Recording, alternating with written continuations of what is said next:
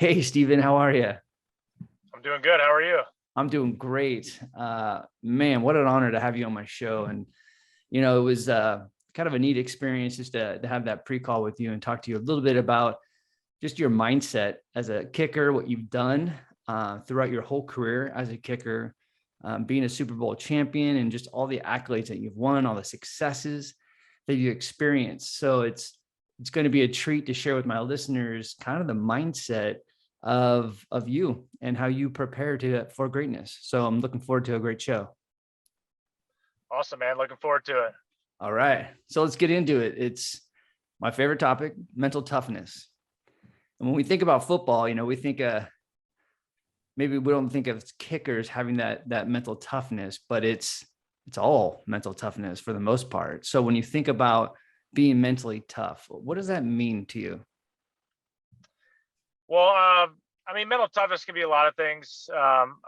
Coach Belichick used to say is mental toughness is doing what's best for the team when everything's not going right for you. And that kind of resonated with me because it's very easy when everything's going well to puff out your chest and tell everybody how great you are.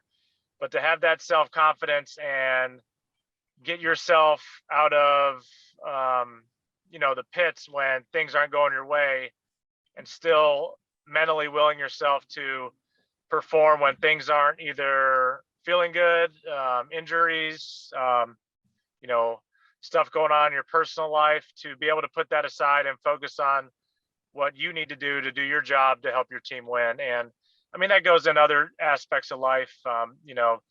Get fired from a job, break up with your girlfriend, anything like that.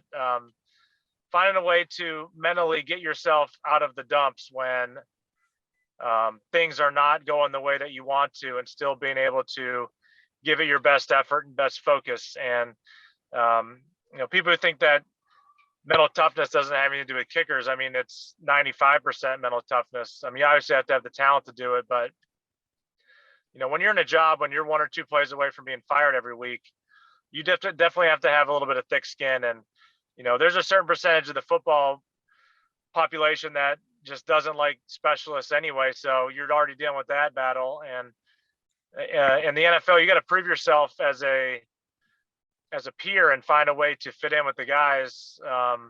53 guys, and a lot of them put their bodies on the line, on a daily basis. And that's not something that we do, but we do have a lot of pressure on our backs and a lot of pressure on our feet to win and lose ball games. And I think that takes a lot of mental toughness to be able to do for a sustained period of time. Well, we all know this with Belichick. We've heard this phrase or statement for decades: do your job. Yep. Do your job. And when because you just said, like, every week, every other week, you can potentially have your job be taken away. You can be fired. So when you think about that statement, just do your job, does that actually allow you to really focus on what you can't control? I know it seems simple, but when you're literally from week to week or season to season, you can lose your job. Does something like that just keep things more focused for the player, just to do your job? Just don't think about it, just do your job. Well, yeah, I guess. There's a lot of cliches in football, and like do your job just seems so simple, but I think that pertained a lot just as much to, not talking for anybody else but yourself. Don't worry about if the offense is playing bad if you're on defense, or don't worry about the defense if the offense, or vice versa. It's one of those things, like, worry about doing your job, count on the people next to you to do their jobs, and things will work out. And it's there's so much more that goes into it, but it's a pretty simple thing. And I think with pro sports, it's easy to get caught up in who's making what money, who's making the Pro Bowl, what team are you on, what's your next contract. There are so many more distractions in the NFL than in college or high school or growing up, to where if you just focus on doing your job and you prepare and work hard the right way and focus, then good things will happen. And, Bill was hard on everybody, treated everybody the same. You're only as good as your last play.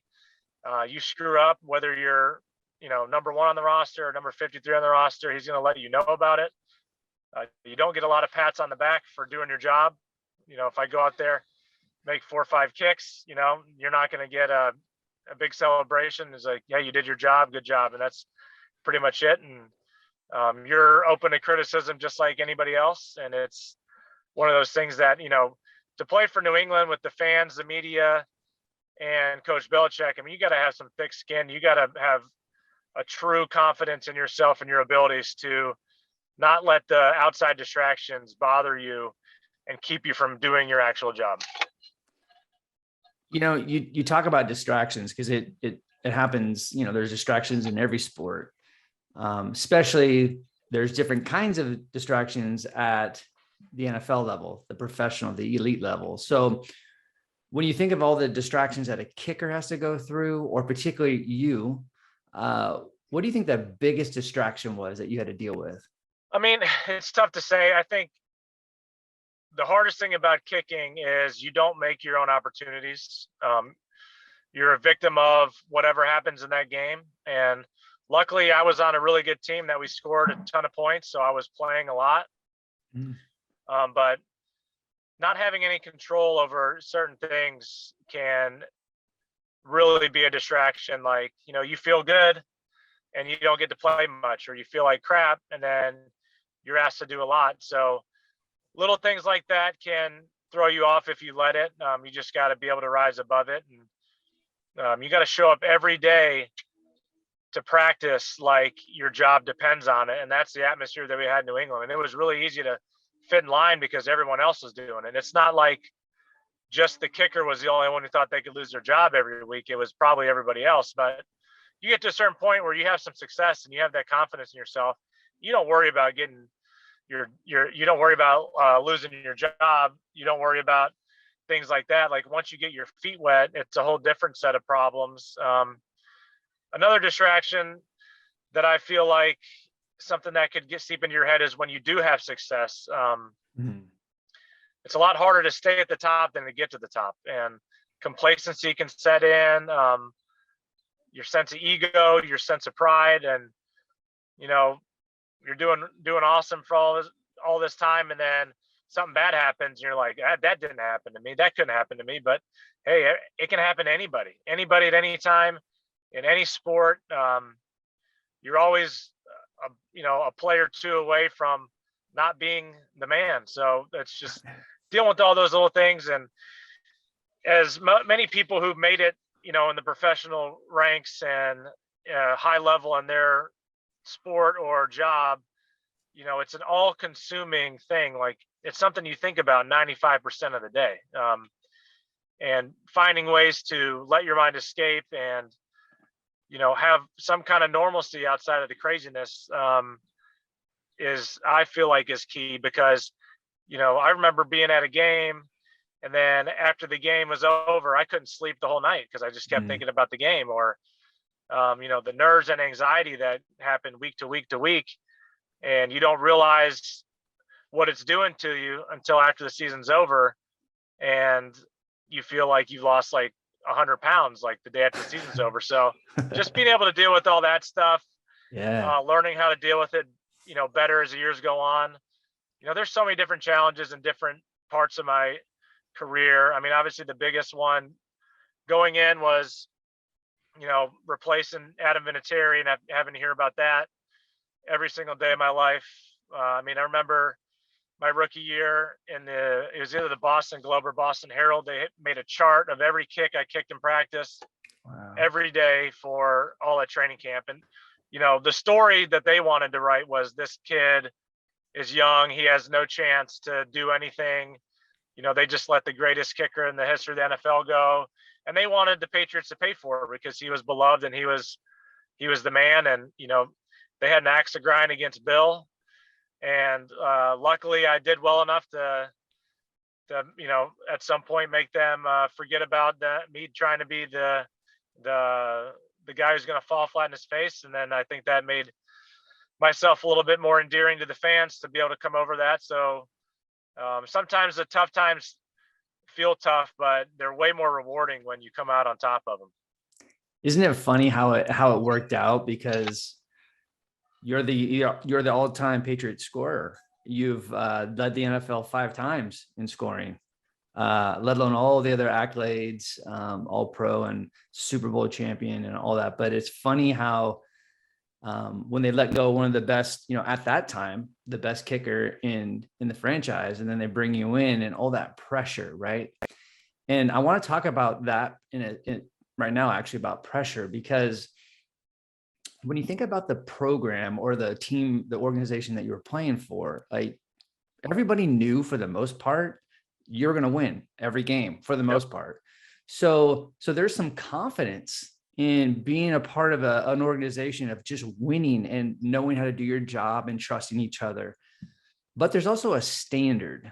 So as a kicker, when, like you said, you play a lot because the offense was scoring.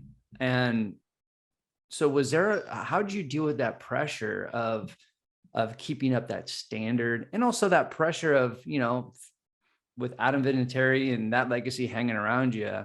Because people don't understand, there's a lot going on in all of our minds, but as a kicker, we only see you for a short amount of a game, but there's so much going on, so much preparation, so much things that are going on. So how'd you deal with the standard and the pressure of it all? Well, first and foremost, the pressure you can either feel pressure or apply it. And I wasn't going to let the pressure get to me and make me play bad. I used to tell people the only person that can get in my head is myself. Like, I never had a problem with any of the pressure or anything. I put more pressure on myself than I think anybody else could.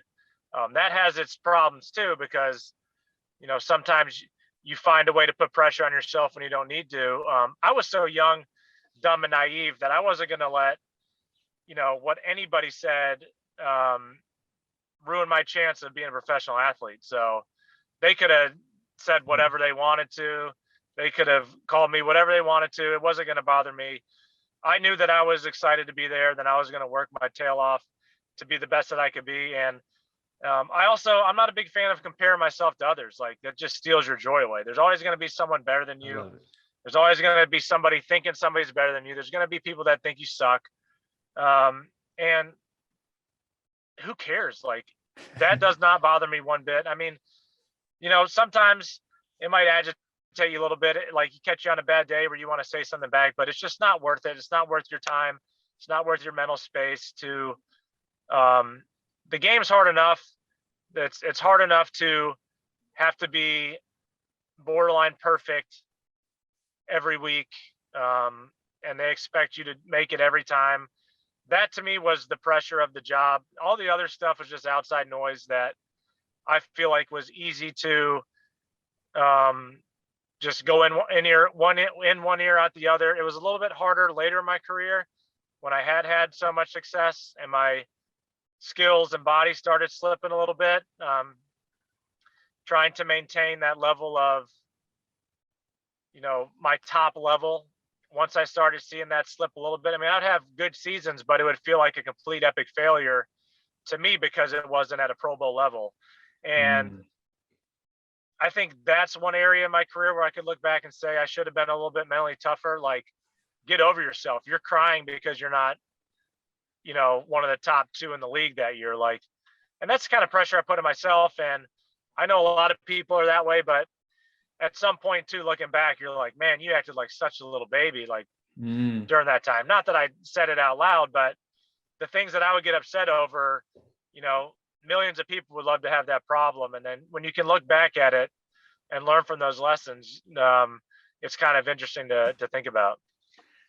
100%. I think we learn so much with reflection. We gain our wisdom from reflection.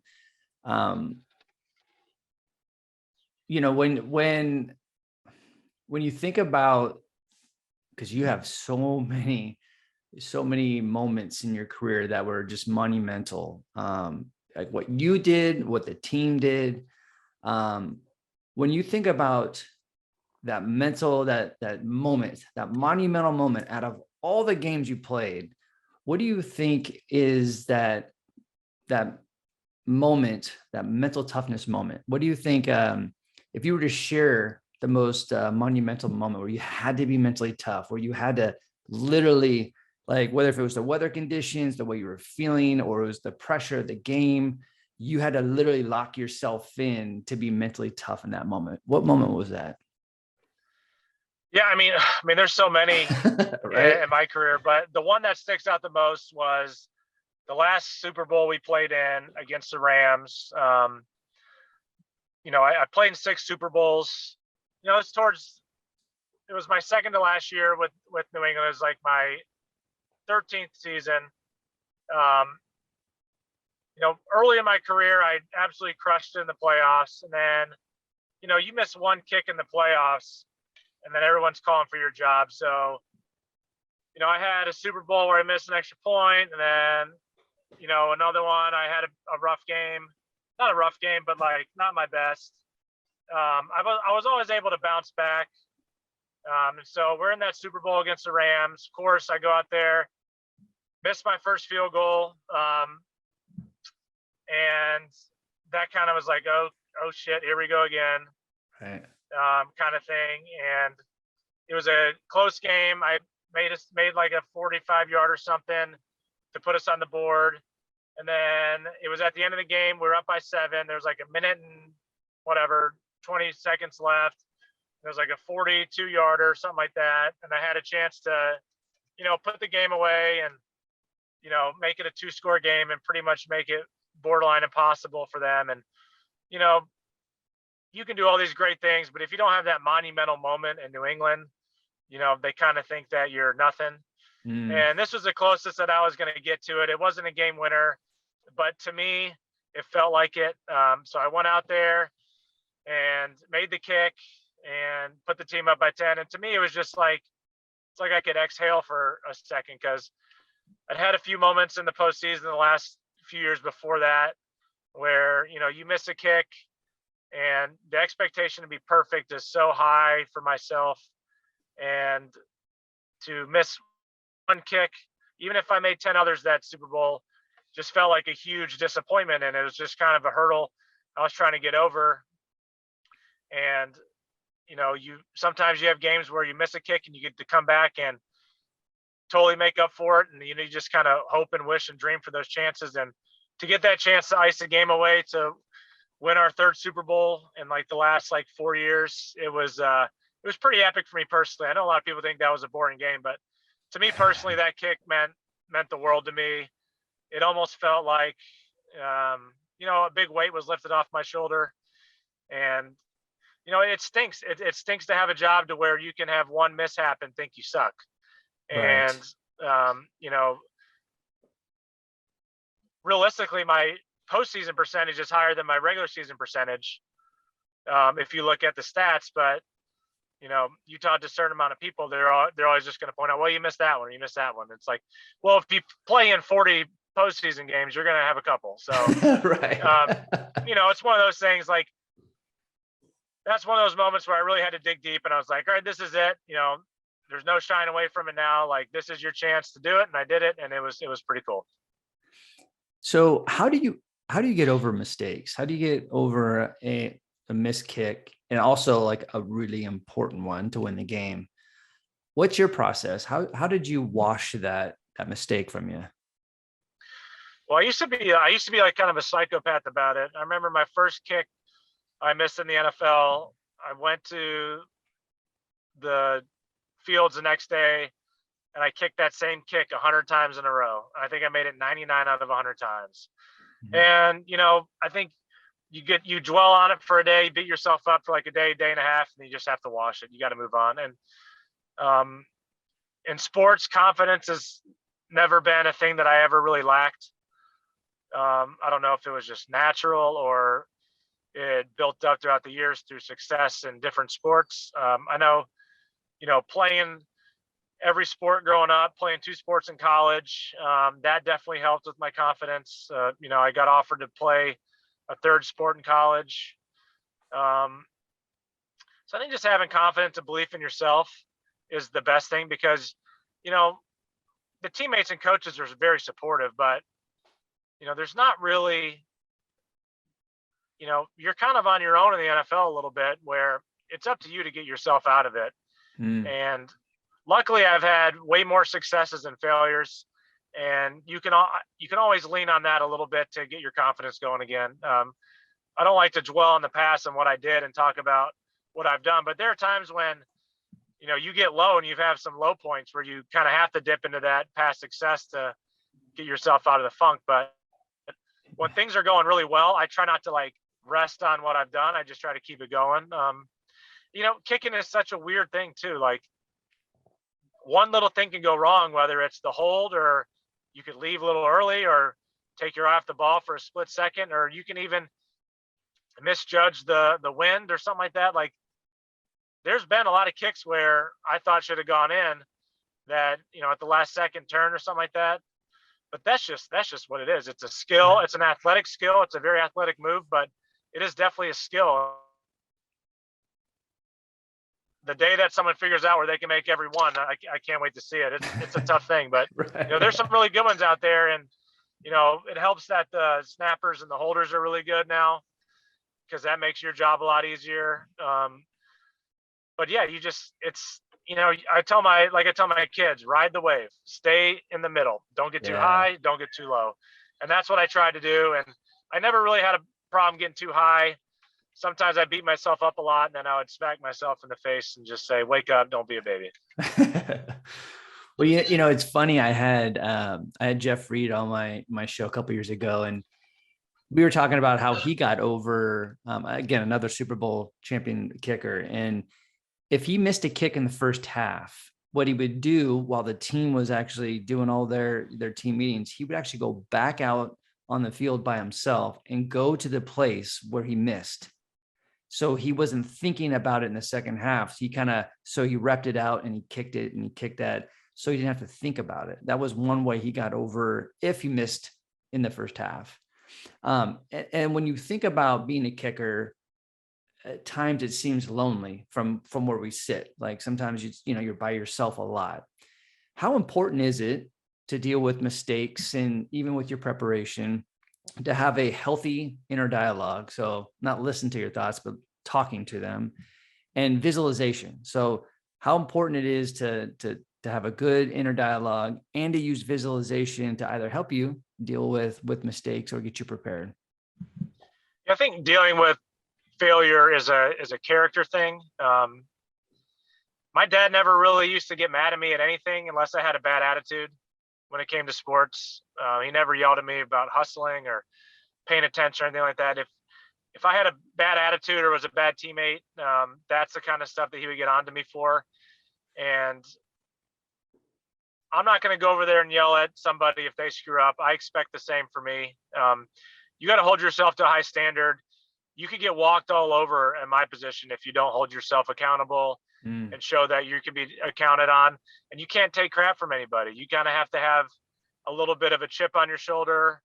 You kind of have to be a little bit of a jerk at my position, because people just can't wait to knock you down and tear you down when you mess up, or make fun of you, or tell you that you don't really do that much. And we know as competitors and the kickers that make it and play for a long time, how hard it is and how hard you have to work to do it. And you don't let anybody steal that shine from you. So to get over something, to me, in the middle of a game wasn't that hard, because I was focused on the game.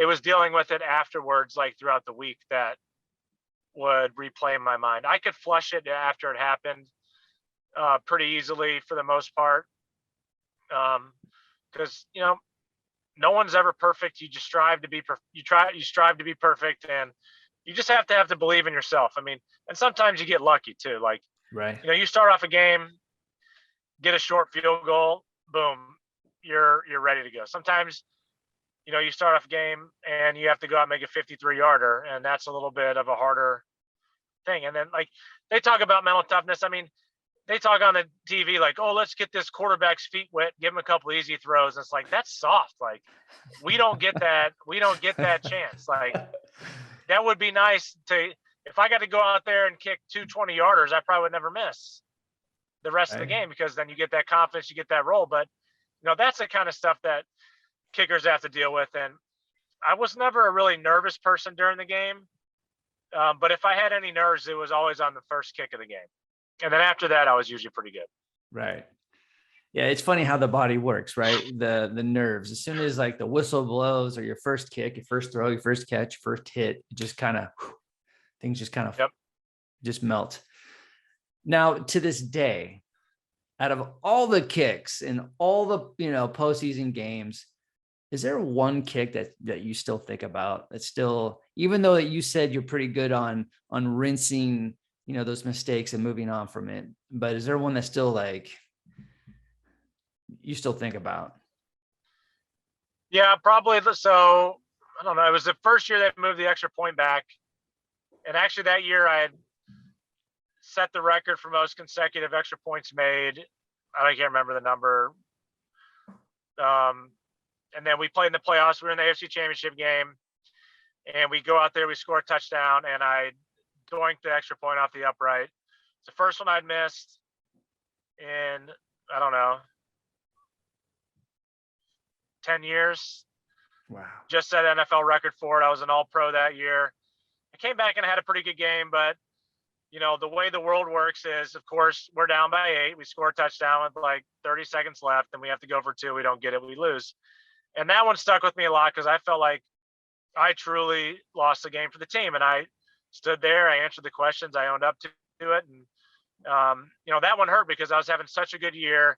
I was on fire. And it's one of those things where, you lose focus for 1 second or you get out of your rhythm for 1 second. I mean, if the ball was a half an inch to the left, it would have bounced in or been in. And, that's just the way the ball bounces sometimes. And I'd say that's one I probably think about that keeps me up at night. But at the end of the day, I think it's made me a better person dealing with the failures more than the successes. I think it's helped me be a more grounded person, especially with my family and friends. And, I never played. I played because I love sports, and I honestly, like, there is a long time in my life where I couldn't stand kicking. I just like sports. I like being good at something. Like, right. Kicking to me was like, why? I'm doing the same thing over and over and over and over again, hundreds of thousands of times. Like, this is boring.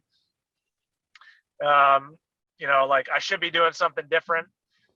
But I was addicted to being good at something. I was addicted to showing that I could be the best at something. And that's just what I had the most talent in. And it was kind of a love-hate relationship. But I wouldn't change any of the bad things for the world because, luckily I was on a good enough team to where we had so many chances to win, and we did. And it was, I can look back and be happy with what I've done. But yeah, there's a few that kept me up at night, but I don't think about it much anymore. Like, I used to never watch any of the replays of any of the games or, any of that stuff. And now, like, some of this stuff comes out from, like, Tom Brady's documentary or, like, the Super Bowl replays, and, like, I'll glance at it now. But for a while I was, like, so jaded and bitter about a few things. I was like, screw this, I'm not gonna, like, dwell on it. I'm gonna move on and live my life. But yeah, I mean, they're all learning lessons. Everyone has their own ups and downs. And I tell people this: if the worst thing that happens to me is I miss a few kicks in an NFL game, then I'm doing pretty well. Totally. Exactly. And, in our past games, our past seasons, they don't define us. They design us if we learn from it. Right. And if Wikipedia serves me right, I think it was 479 consecutive extra points. Well, there you go. I wish it was 480. So a couple questions here before we sign off here. Because when I'm working with athletes about pressure and, when we think about Super Bowl, the NBA finals, the World Series, the Olympics, like the be all end all of each sport, there's that game, the game of all games. And more often than not, besides the Olympics, from my perspective, the Super Bowl is like, and don't get me wrong, like the NBA finals and the World Series, they have their hype and their they get clout. 7 games though. Yeah, exactly. Yeah. So with Super Bowl, or with the Super Bowl, I know that, I'll bring Pete Carroll into the conversation because I remember watching him field some questions about the hype, the energy around the Super Bowl. And he's like, man, like, my team, it's all about just another game. Nothing's changed. The rules don't change. The ball doesn't change. The field goal, like nothing changes. It's just another game with really good football players. So, and I get that. Like, I play football for 13 years. I totally get that. And I've had multiple conversations with people, and a lot of people say, no, it's a totally different game. Like it's a different game than all the rest. And I wanted to get your thought, because I had a cool conversation with my mentor about this not too long ago. I just never thought about a different way of looking at it. So before I kind of give you kind of more of my perspective of it, is it a different game? How different is the Super Bowl than the other playoff games and the other, league games? I mean, it's definitely a different game. I think the hardest thing about it is the wait. You wait 2 weeks, and as athletes, we're very routined. And I think if we could just practice at our own stadium, play the next Sunday, it would feel like any other game. But you have to wait 2 weeks, which you're not used to doing unless it's a bye week. There's a lot of distractions if you let them. You have to sleep in a hotel for a week.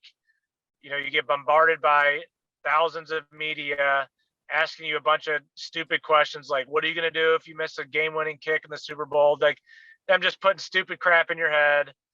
And then you get to the game, and the buildup is so intense that it's almost like once it happens, you're like almost mentally exhausted. But then once you get into the game, it turns into the game. There's not as much flow to the game because you're either getting booed at or cheered for, and it's more like a 50-50 split until I say the game doesn't feel like a normal game until like the second half, because it starts to pick up, the pace starts to go. I mean, like, I remember the first Super Bowl, I kicked the opening kickoff, and they call us out for the kickoff. They go, TV timeout, and we sit there for like literally 5 to 6 minutes on the field. And, you go out there, you're juiced up, you have your routine, and then it's like, oh man, you're like waiting. It's like waiting forever. So just little things like that, can affect you if you let it. But at the end of the day, yes, the field goals are the same and the ball is the same. And, that's one of those things where you really have to just not let your mind wander and try your best to just focus on doing your job. It's interesting. I tend to do this. I tend to play on words, but when you said it's the wait, the waiting, the 2 weeks, but also the weight of it, right? The waiting of it, and then the weight of, and then that's kind of that's up to the player, right? How much weight they want to put into it. And talking to my mentor, we were talking about it, and he was like, no, here's what's different. The difference is it is the same game. There's nothing different, but it's the intensity. And he kind of shared an analogy of like, if you're going to walk over a pool in your backyard with cement around it, and it's like, 7 feet, 10 feet high, you're going to walk over that plank and look down. You might be a little nervous, but you'll walk through it. Now do that like when it's like 100 stories high. Nothing's changed. Like, but the intensity, the energy, so the stakes, because that's the difference. And I think that's kind of where I feel like any athlete is going to feel any kind of pressure, or they're going to make it some kind of story or that weight. But as a kicker, because it comes down to the kicker, it comes down to special teams. So I asked that question just because there could be that weight, that intensity. And so when you get through that first kick, does that intensity just melt for you? Yeah, I mean, once I step on the field, I'm usually feel better. The intensity and the waiting around, and it is true. I mean, like the pressure is real. That's why football is such a great game, because every game counts, and no game counts more than the Super Bowl.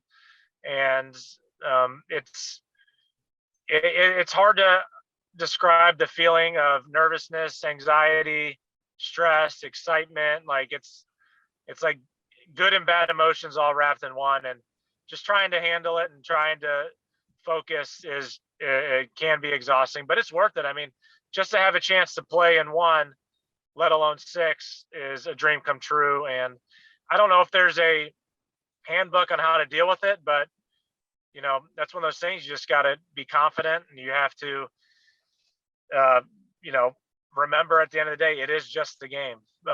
Right. We were part of 3 Super Bowl winning teams, and it was a couple of the greatest days of my life. But I really don't think about it anymore until someone brings up and talks about it. Like, you hit a goal, you reach it, on to the next one, kind of thing. Like, it's hard to explain, because yes, it was some of the greatest moments of my life, but it's also something that I don't need to tell everybody about, or I don't need to relive to feel good about myself. Right. Just being a pro athlete, living out my dream was it. And that was just icing on the cake. And the numbers speak for themselves. Well, I mean, byproduct of a good team, Right.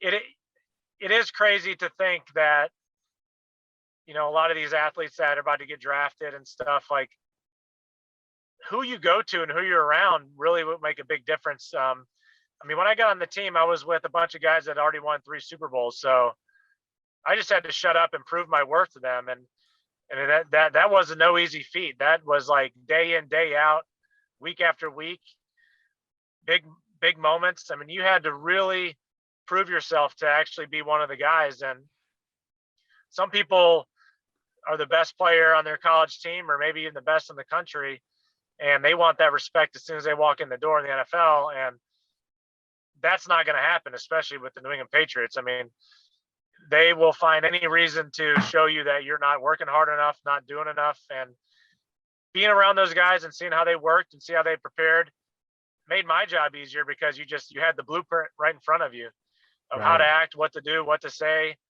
where to be, and from proven winners. And to see that firsthand, I mean, who knows if I would have gone drafted to a bad team and only cared about how I did and only cared about my success. I don't think I would have played as long as I did. I have one more quick Super Bowl question. And the reason why I want to bring this up is because I use this when I work with teams and athletes. I use this, and I want to make sure that you were on the team at the time, but it's all about comebacks, because it doesn't matter where you're at. If you want to come back, you can, for the most part, you can create a comeback. And it's a great lesson for life, because we get challenged in life, and there's times where we feel like we're down on our luck. How do we actually create enough energy and have the mindset to create a comeback? So you were on the team when you guys beat the Falcons. Yes. To me, when you're down the deficit in the end of the third quarter, and it looked like to me that you guys are going to lose, what was it like to be a part of? Now, this is more of the we culture, because it seemed like there was something, the energy shift. To me, Julie Edelman, and then a bunch of other guys, it just, to see that, what was that like? Because to me, that's one of the, it sticks out to, like, when you're down on your luck, you could still pull it out, but it takes more than just a person, it takes the whole team. So what was that like, being on the sideline and being a part of that experience?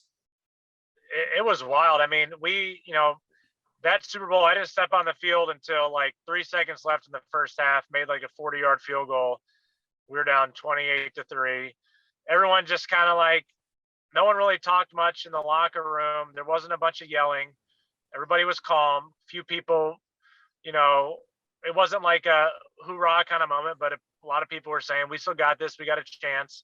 It wasn't like some crazy halftime speech. I just think people believed that we were better than this, and we just focused, the team tried to focus on just doing better, making one play, chipping away. And then I think at one point there was a little bit of blood in the water, and you could just kind of feel the intensity on the sideline pick up. And then, defense started making crazy plays, offense started making crazy plays. And I can't remember the exact point when everyone started believing, but it was real. I mean, you could feel it. It was like being dead asleep and then someone shooting you with like epinephrine or something like that. Like you woke up quick and you were in it. I mean, it was easy to like get down on your luck in that game and think, well, we're going to get our butts kicked and embarrassed and this sucks and whatever. But I don't remember like exactly what moment was or who was the catalyst to it, but so many people stepped up and crushed it in that game. And it was unreal just to have a front row seat and be a part of that. You know, and I'll say this because I can only imagine, because I've obviously not the Super Bowl, but I've been a part of in a football game where we were losing 21-0 at halftime, and it was against the last place team. It was in junior college. And then we came back and scored 55 points in one half.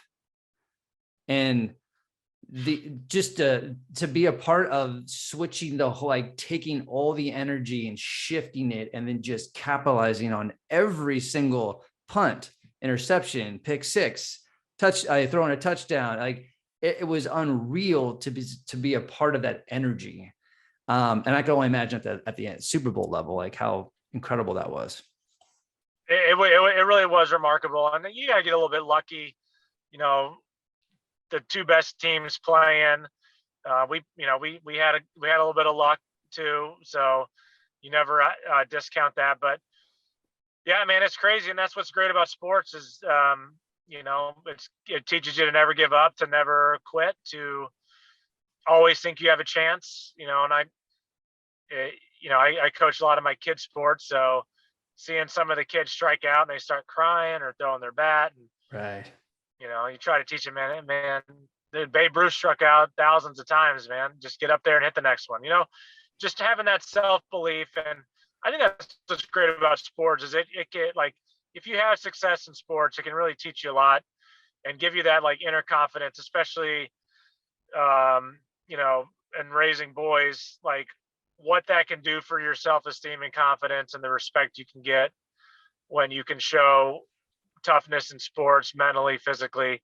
I just love everything about it. And, everybody loses, everybody has bad games, but the good ones lose less and have less bad games. And no one's too good to fail. And you just got to learn to deal with it. And that's kind of, life lessons that I try to give my boys when anything goes wrong in their life.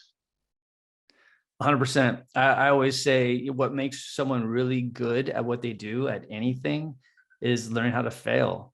I had an athlete tell me, I'm like, why are you so good at what you do? And he's like, I just fail better than the next. Yep. He's like, yes, I have great skills. I work my ass off, but I just know how to fail. And then it gets into next play speed and all this other things that we talked about. But I think that's why I love sports. It's taught me how to fail. Because then if I can learn how to fail, I'm really not out of focus. I'm still focused on, and I'm also understanding that there's some greatness, there's some cool shit that I can learn from failing. Yep. It stings. Don't get me wrong. I'm human. We're all human.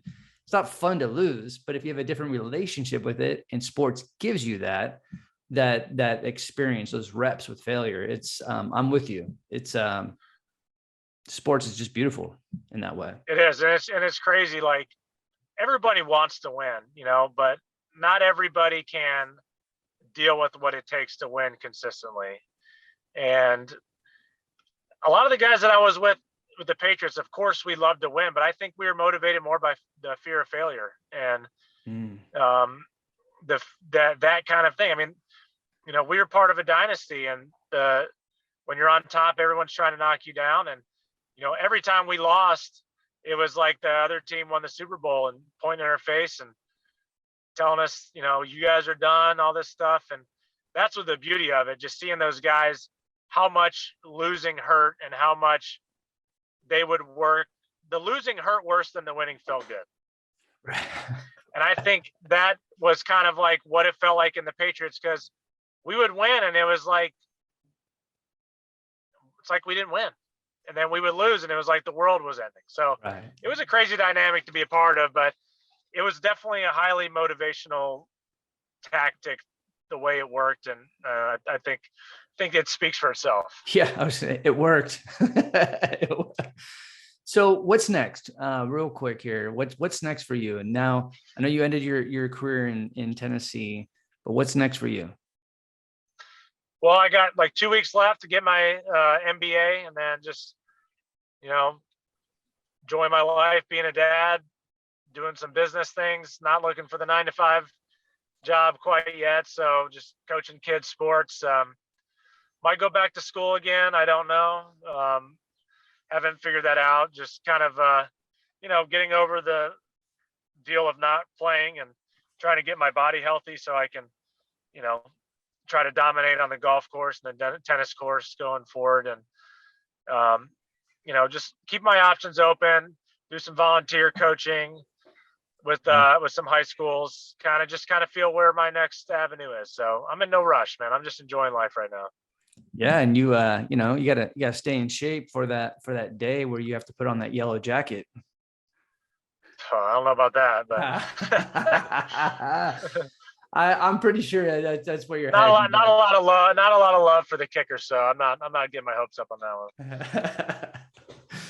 Well, Stephen, thank you so much for sharing your story and your mindset. Being a football player, I know what it's like. I don't know what it's like to be a kicker, but I've been around enough throughout my career. And to me, it's fascinating to understand what goes between the ears of a kicker, because a lot of us think you have one thing to do, and that's just to kick a football. That's it.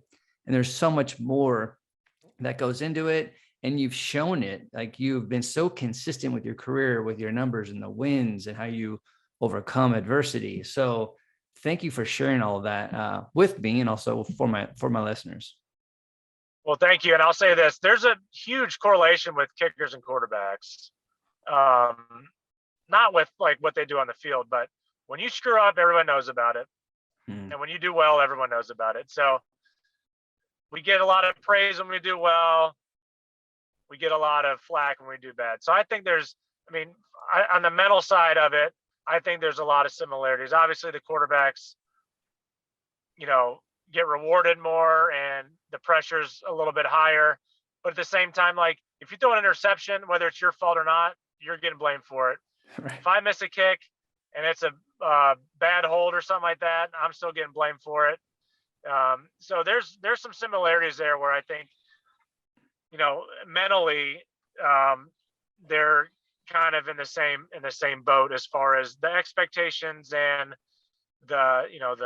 they expect you to be good all the time. And there's no hiding when you screw up in those two positions. I'll say that. Yeah.